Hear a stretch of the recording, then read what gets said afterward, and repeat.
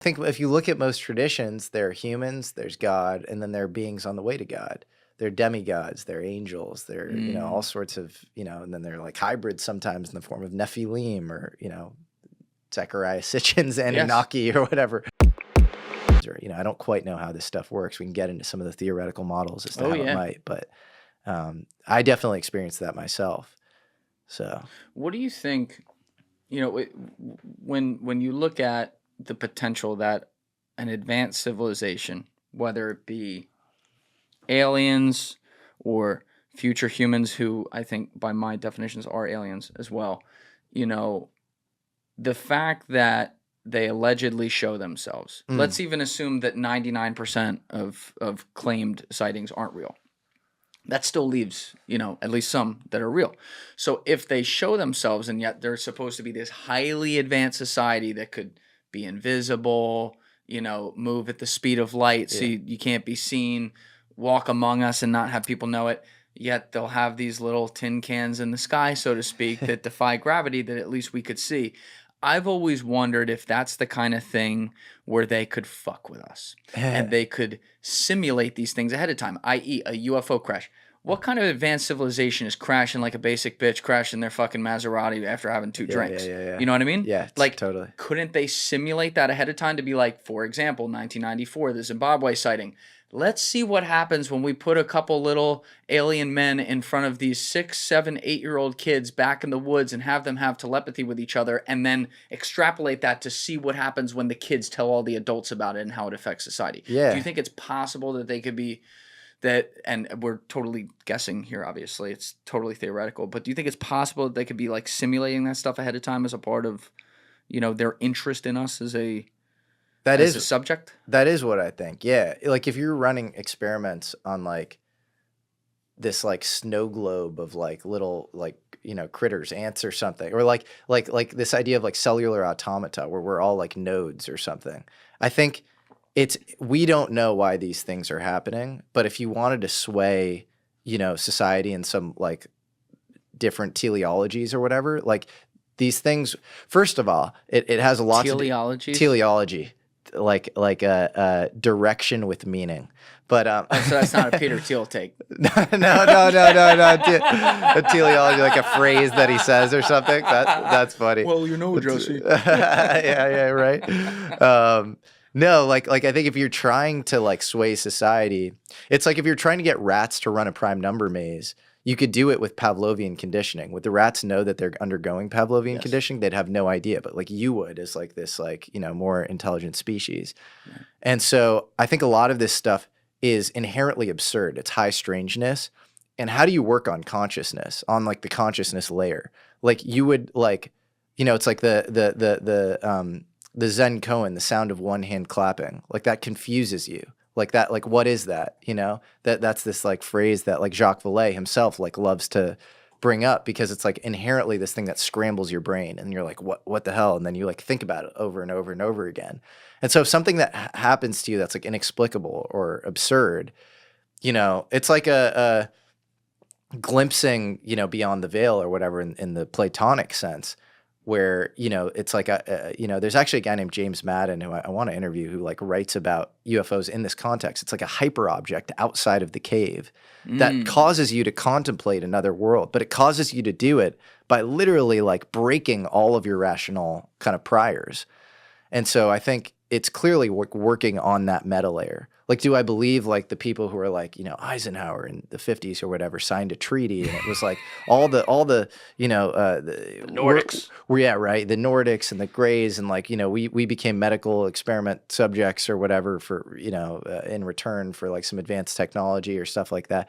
I don't really think so. I think it's working on our consciousness layer. And I think even some of the like weird, possible physical implants, which I'm vaguely sympathetic to without having like a ton of, firsthand evidence. You hear a lot of stuff around that. Even that would probably be more like just kind of fucking with us a little bit and causing us to think a lot about what those things are, what are their motives, and what do they want from us. And so, yeah, I think something clearly around consciousness is happening where we're being primed. Our consciousness is being primed, and that's moving us into the next epoch, whatever that means for humanity. But I'll tell you one thing: if you just look at tech and where it is, and where we are in our, kind of primitive, consciousness or whatever, it's not going to work. Like this, this thing, just a straight line, no teleology, very bad, very destructive. Yeah. Like that's just not good. We're going to hit the great filter. So, the optimistic take, and maybe there's a dual, they're factions, right? Maybe they're ones that are trying to enslave us and ones trying to raise our consciousness or whatever. But like the optimistic streak of this is like, it's causing you to like contemplate and think in a way that you wouldn't, through like pure absurdity, through like brain scrambling, in a way that like will cause mankind to, reach another level. Sure.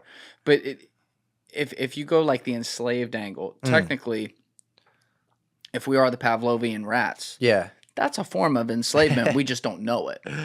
Sure. Right? Yeah. Because we're, doing all this weird shit to each other, fighting over politics, or, people exercising free will and doing bad shit. Yeah. And they're like, oh, wow, look at that. Yeah. Look at what that rat did, or whatever. And it's like we're in this blissful ignorance. But it gets weird when you start to think of that and tie that to like consciousness and what that is. Yeah. Because of course, where I go with this, because my brain just, that's what it thinks, is it's like, okay, who is God then? And is there a God? And is there something above all this? And does that mean it's above an alien civilization in this way, right? Yeah. Like, is there something that created all these things across the galaxy that could be like that last scene in Men in Black, where it's just, we are a speck of a speck of a speck of a speck.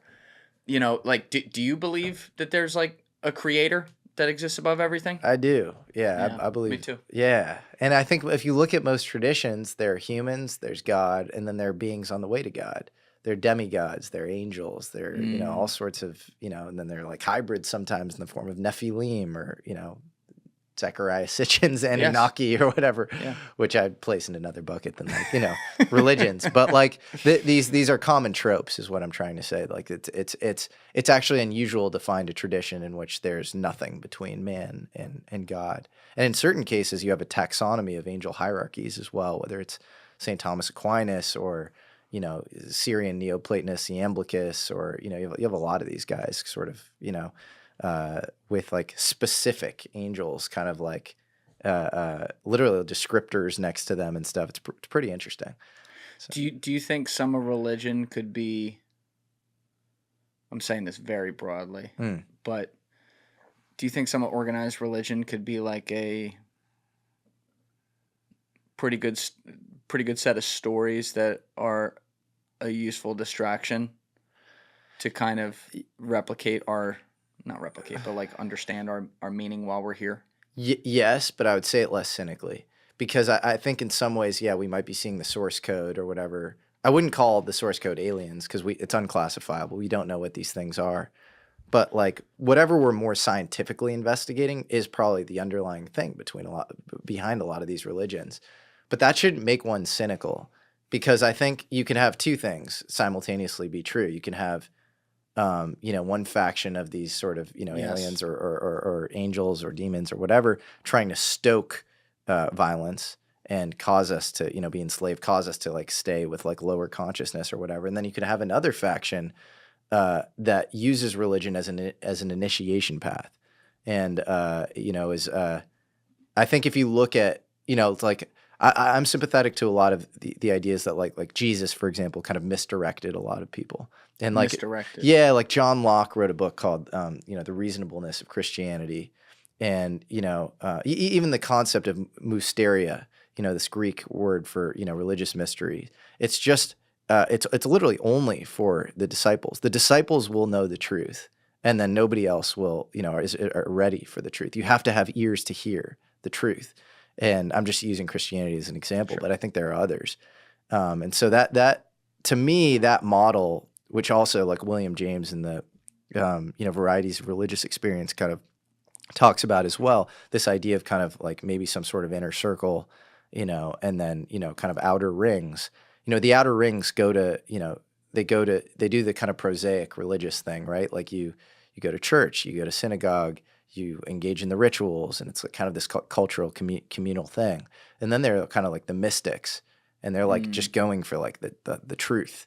And you can do that through, I think, science. You can do it through religion itself and like spiritual purification. I think you can go for that, you know, in many different ways. And I think some of this touches on kind of Gnostic ideas, you know. What do you mean? Well, Gnosticism is like, it's a really poor kind of poorly defined group of, you know, there were Gnostics like post Jesus or whatever.